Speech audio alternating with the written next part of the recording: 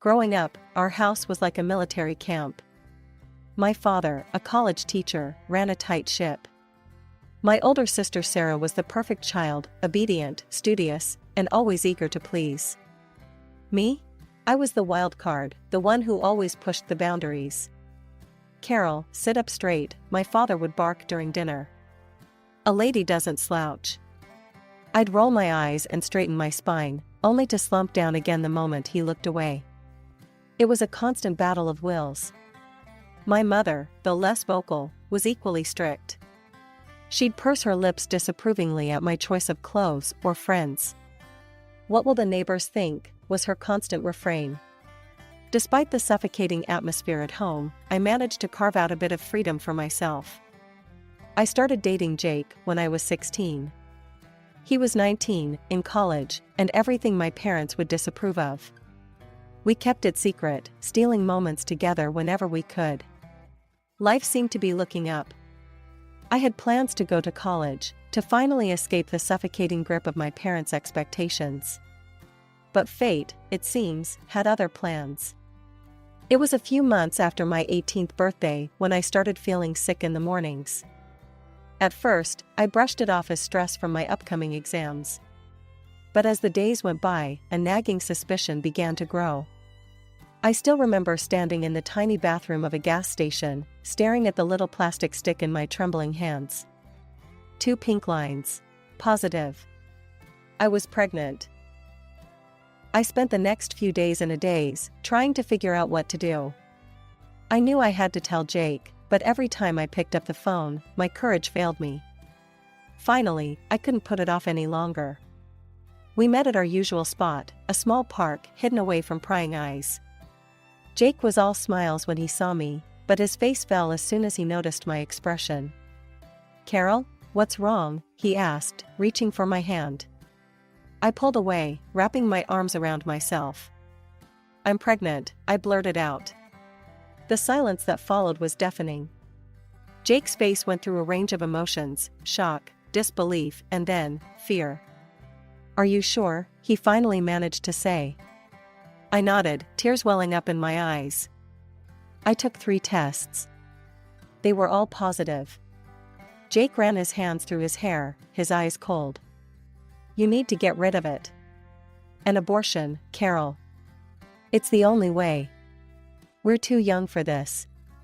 It would ruin both our lives." I couldn't believe what I was hearing. This was Jake, the boy I thought I loved, telling me to abort our child like it was nothing more than an inconvenience. "Get out of my sight," I hissed, turning away from him. He left without another word, leaving me alone with my thoughts and the weight of the decision I now had to make. Telling my parents was even worse. I waited until after dinner, when my father was in his usual spot in the living room, reading the newspaper. My mother was knitting, and Sarah was there too, hovering in the background. "I have something to tell you," I said, my voice shaking. My father lowered his newspaper, eyeing me suspiciously. "What is it, Carol?" I took a deep breath. "I'm pregnant." The explosion that followed was worse than I could have imagined. My father's face turned an alarming shade of red as he yelled about shame and disappointment. My mother burst into tears, wailing about what the neighbors would think. Sarah just stood there, her face a mask of shock and disgust. "You will get an abortion," my father declared once he'd calmed down enough to speak coherently. "We'll find a discreet clinic. No one needs to know about this mistake." Despite my initial reluctance, the constant pressure from my family wore me down. A few days later, I found myself sitting in a sterile doctor's office, my mother and Sarah flanking me like prison guards. The doctor, a kind-faced woman in her 50s, reviewed my charts with a frown. She looked up at me, her eyes full of concern. "Carol, I need to inform you of something important," she said gently. "Given your medical history and certain risk factors, if you proceed with an abortion, there's a high likelihood that you may never be able to have children again." The words hit me like a ton of bricks. Never have children again? The choice suddenly became crystal clear. "No," I said, my voice stronger than I expected. "I'm not doing it. I'm keeping this baby." My mother gasped. Sarah rolled her eyes. But I stood firm. The drive home was tense and silent. As soon as we walked through the door, my father was there, expectant. "Well?" he demanded. "She wouldn't do it," my mother spat. "After everything we've done for her." My father's face contorted with rage. "You ungrateful little," he cut himself off, taking a deep breath. When he spoke again, his voice was cold and final. "Get out," he said. "Pack your things and get out of this house. You're no daughter of mine. I won't have you embarrassing this family with your condition." My mother nodded in agreement, her eyes hard. "You heard your father. Go." Sarah just stood there, silent and judgmental. Tears streaming down my face, I ran to my room and threw some clothes into a bag. As I headed for the door, my father's voice stopped me one last time. "And don't think about coming back. As far as we're concerned, you're dead to us." The door slammed behind me, the sound final and devastating. I was alone, pregnant, and homeless. In desperation, I called the only person I thought might help, my Aunt Linda. She and Uncle Bob had always been the black sheep of the family, living in another state and rarely speaking to my parents. "Carol? What's wrong, sweetie?" Aunt Linda's voice was warm and concerned. Through tears, I explained everything. There was a long pause after I finished. "Where are you now?" she finally asked. "Outside our house. They kicked me out." Another pause. "Stay right there. We're coming to get you." The drive to Aunt Linda and Uncle Bob's house was long, but it gave me time to process everything that had happened. Their house was modest but welcoming. As soon as we arrived, Aunt Linda went into full mother hen mode, fussing over me and insisting I eat something. Uncle Bob carried my bag to the spare room, which would now be my room. "It's not much," he said, setting the bag down, "but it's yours for as long as you need it." I looked around the small, cozy room and felt a lump in my throat. "It's perfect," I whispered. The next few weeks were a whirlwind of doctor's appointments, discussions about my future, and adjusting to my new life. "We've been thinking," Aunt Linda said one evening over dinner. "We want to help you continue your education." I looked up from my plate, surprised. "What do you mean?" Uncle Bob leaned forward. "We've set aside some money over the years. We never had kids of our own, so we thought we'd use it to help you go to college." I was speechless. After everything that had happened, the idea of still being able to pursue my dreams seemed impossible. I don't know what to say." "Say yes," Aunt Linda smiled. "We believe in you, Carol. This baby doesn't have to mean the end of your dreams." And so, with their support, I enrolled in a local community college, majoring in business management. It wasn't easy, balancing classes with doctor's appointments and the increasing discomfort of pregnancy, but I was determined to make it work. I also found a job as a waitress at a local restaurant. The owner, a kind woman named Maria, was understanding about my situation and flexible with my hours. It wasn't much, but it allowed me to start saving for the baby and contribute a little to Aunt Linda and Uncle Bob's household. The day my son was born was the most terrifying and beautiful day of my life. After hours of labor, I held him in my arms, marveling at his tiny fingers and toes. Aunt Linda and Uncle Bob were there, beaming with pride like grandparents. "What are you going to name him?" Aunt Linda asked softly. I looked down at my son's face, so peaceful in sleep. "Daniel," I said. "It means God is my judge. Because no matter what anyone else thinks, I know I made the right choice." As I settled into motherhood, juggling a newborn with college classes and work, I often thought about my parents and Sarah. Had they heard about Daniel? Did they ever regret their decision? But I pushed those thoughts aside. I had a new family now, one that accepted me and loved me unconditionally. One day, as I was scrolling through social media during a rare moment of downtime, a post caught my eye. It was from Sarah. My heart skipped a beat as I read it. "Excited to announce that Jake and I are engaged. Can't wait to start our life together. The photo showed Sarah, beaming, her arm around Jake, the same Jake who had abandoned me and our child. They looked happy, carefree. Like nothing had ever happened. I felt a surge of emotions, anger, hurt, betrayal. But as I looked over at Daniel, peacefully playing in his crib, I realized something. I didn't need their approval. I didn't need their love. I had everything I needed right here. The years flew by in a blur of diapers, textbooks, and late-night study sessions. My last semester was particularly challenging. I was taking extra classes to graduate on time, still working at the restaurant, and chasing after an energetic 3-year-old. Graduation day was a whirlwind of emotions. As I stood in line, waiting to receive my diploma, I scanned the crowd. Aunt Linda and Uncle Bob were there, of course, beaming with pride. Daniel sat on Uncle Bob's shoulders, waving excitedly every time he caught my eye. The real surprise came at the graduation party Aunt Linda and Uncle Bob threw for me. As we were celebrating, Maria, my boss from the restaurant, pulled me aside. "Carol, I have a proposition for you," she said, her eyes twinkling. "I'm looking for a new restaurant manager, and I think you'd be perfect for the job." I was stunned. "Me? But I've only ever been a waitress." Maria waved her hand dismissively. "You've been much more than that. I've seen how you handle difficult customers, how you organize the staff, how you balanced work and school and motherhood. That's the kind of dedication and skill I need in a manager." It was a dream come true. A stable job with better pay and regular hours, exactly what I needed for Daniel and me to start our new life. The next few years were a whirlwind of positive changes. I threw myself into my new role at the restaurant, learning everything I could about management and business operations. Daniel started school, growing into a bright, curious boy who loved to read and play baseball. It was at one of Daniel's Little League games that I met Tom. He was there with his son, Michael, who was on the opposing team.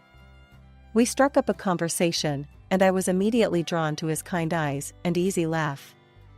"Single dad?" I asked, noticing he was alone.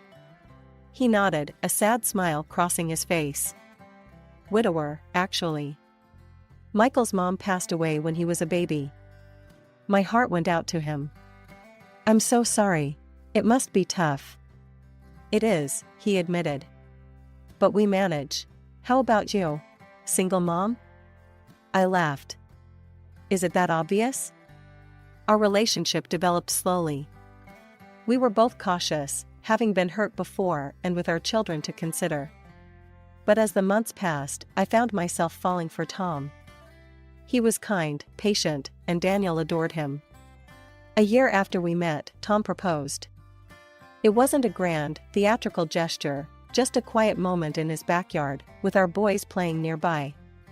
Our wedding was small and intimate, just close friends and family. As I walked down the aisle, Daniel proudly by my side as the ring bearer, I caught Aunt Linda's eye. She was crying, but her smile was radiant. Life with Tom, Daniel, and Michael settled into a comfortable rhythm. And a couple of years after our wedding, we were blessed with another addition to our family. Our daughter, Emily, was born on a warm spring morning. As I held her in my arms, with Tom, Daniel, and Michael gathered around the hospital bed, I felt a sense of completeness I'd never experienced before. I loved all three of my children equally, Daniel and Emily, my biological children, and Michael, my stepson. They were all my kids, regardless of blood ties. One evening, as Aunt Linda was over helping with the kids, we were startled by a familiar voice coming from the TV. There, larger than life, were my parents. My father was standing at a podium, waving to a cheering crowd. The ticker at the bottom of the screen read, "John Williams announces candidacy for mayor." I felt my heart stop. It had been years since I'd seen my parents, even if only on a screen. My father looked older, his hair grayer, but his eyes still held that stern, determined look I remembered so well. As we watched him speak about family values and moral integrity, Aunt Linda's face contorted with anger. "Hypocrites," she spat, her voice trembling with rage. I turned to her, shocked by her outburst. "Aunt Linda? She took a deep breath, her eyes never leaving the screen. "There's something you need to know, Carol. Something they've hidden for years." What she told me next shook me to my core. Many years ago, before Sarah and I were born, my parents had their first child, a boy. But he was born with severe physical defects, without legs. Instead of embracing their child, they left him at the hospital, afraid he would embarrass them. I felt a whirlwind of emotions: shock, anger, disbelief, and a profound sadness for the brother I never knew. "Why didn't you tell me before?" I asked. Aunt Linda's eyes filled with tears. "I'm sorry, Carol. I should have. But after what they did to you, I didn't want to add to your pain." That night, after the kids were in bed, I made a decision. I needed to find my brother. With Tom's support, I hired a private investigator. Weeks passed, and finally, we got a lead. My brother was alive, and against all odds, he had thrived. He was a successful writer, married with children of his own. He had been adopted by a wealthy family who had given him every opportunity to succeed in life. Meeting him for the first time was surreal. Despite his physical differences, I could see echoes of my own features in his face. His name was James, and he greeted me with a warm smile and open arms. "I always knew I had a biological family out there somewhere," he said, his voice gentle. "I just never expected to find a sister." Over the next few months, James and I grew close. I introduced him to my family, and he welcomed us into his. His wife, Sarah, a coincidence that made me laugh, and their 2 children became a part of our extended family. 20 years had passed since that fateful day when my parents kicked me out of their house. Life had moved on, bringing its share of joys and sorrows. My eldest, Daniel, was now 19 and had just started college on a baseball scholarship. I couldn't have been prouder of the young man he'd become. One lazy Sunday afternoon, as I was scrolling through news articles on my tablet, a familiar face caught my eye. It was my father, looking older but still carrying that air of self-importance I remembered so well. The headline read, "Mayor John Williams discusses family values in exclusive interview." Curiosity got the better of me, and I clicked on the video. For a few minutes, I listened to my father espouse the importance of family, integrity, and moral values. And then, the interviewer asked about his children. My father's face softened into what I recognized as his public sympathy look. "I have one daughter, Sarah. She's the light of our lives. Tragically, we lost 2 of our children. The pain never really goes away, but it's made our family stronger." For days, I seethed with a quiet rage. How dare they? How dare they erase me, erase James, and paint themselves as tragic, sympathetic figures? Then, almost as if fate was intervening, James called. "Carol, guess what? I'm doing a book signing in our hometown next week. It would mean the world to me if you could come." "I wouldn't miss it for the world," I told James, a plan already forming in my mind. The following week, I found myself back in the city of my childhood. As I walked the familiar streets, memories flooded back, some good, many painful. I pushed them aside, focusing on what I needed to do. The book signing was being held in the grand ballroom of the city's most prestigious hotel. As I entered, I saw that James hadn't exaggerated, it seemed like half the town was there. Local celebrities, business leaders, and politicians all mingled, waiting for the event to begin. And there, in the front row, sat my parents and Sarah. My father, now the mayor, looked every inch the distinguished politician. My mother, elegantly dressed, smiled and nodded at acquaintances. Sarah was sitting next to them. They hadn't seen me yet. I took a seat near the back, my heart pounding so loudly I was sure everyone could hear it.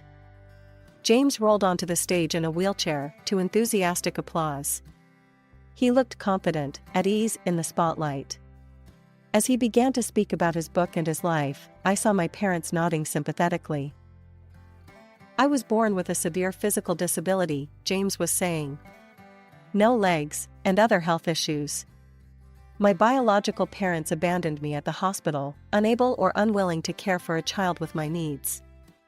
I watched my father's face carefully. He showed no sign of recognition, no hint of shame. Just the carefully crafted mask of a politician expressing appropriate concern for a constituent's sad story. James continued. I was fortunate. I was adopted by a wonderful family who gave me every opportunity to succeed. But I always wondered about my birth family. Who were they? Why did they give me up? The room was silent, all eyes fixed on James as he continued his story. I stood to the side, my heart racing, waiting for the moment that would change everything. Then, James smiled, his eyes twinkling with a mix of mischief and determination. But that's not the end of our story, he said. You see, I found my family. My sister, Carol, is here with us today. He turned towards me, extending his hand. Carol, would you join me on stage?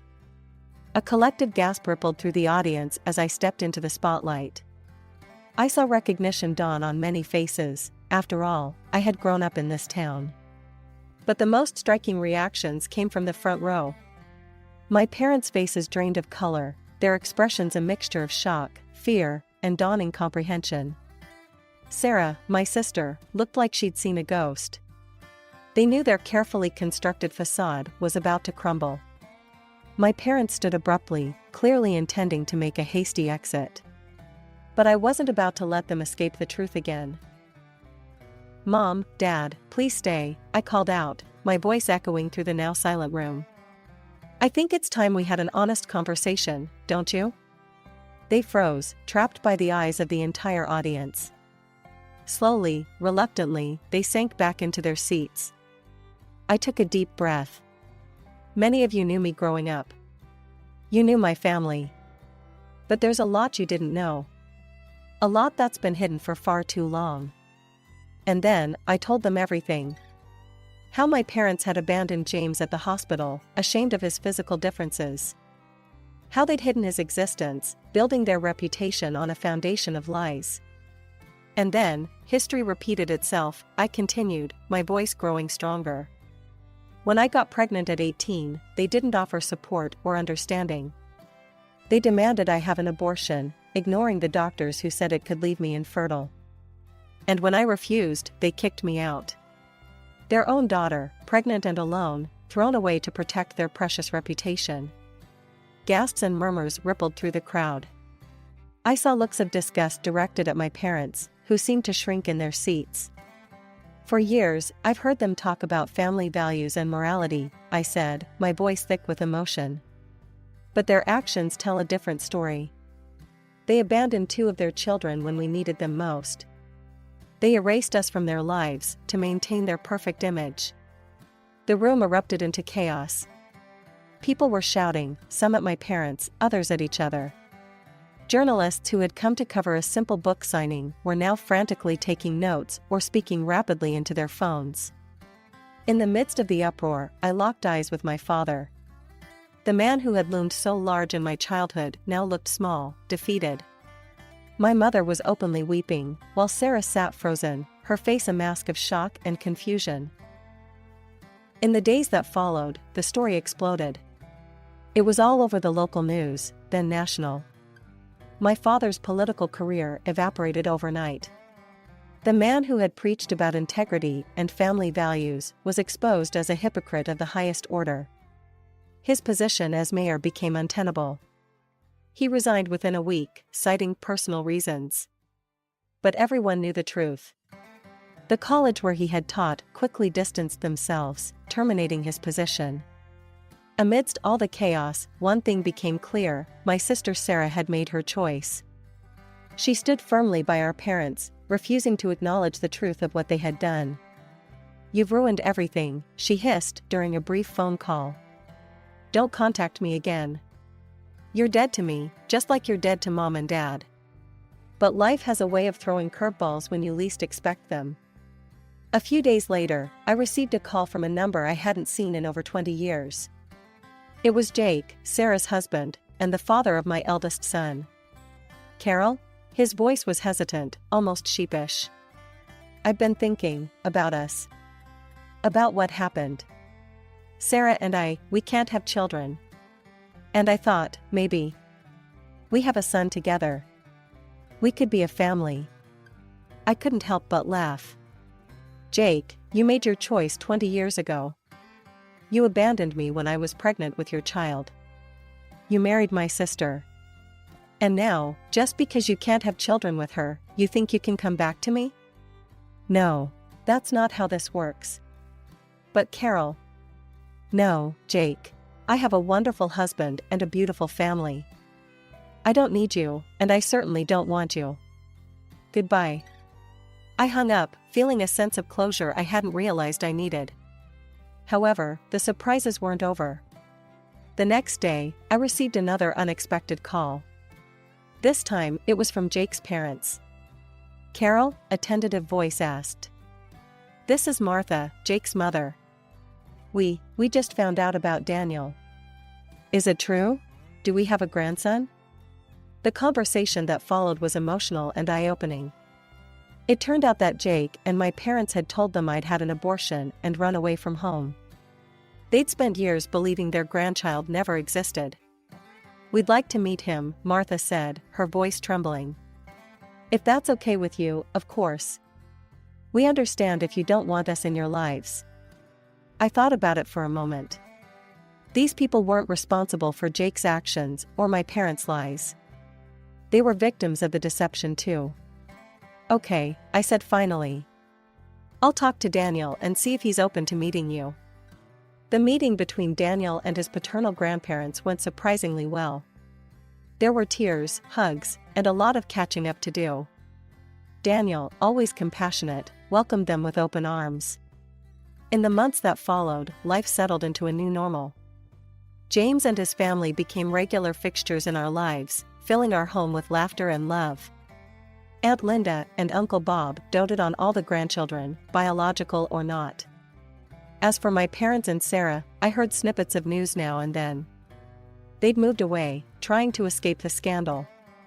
Part of me felt sorry for them, but I knew I'd done the right thing in telling the truth.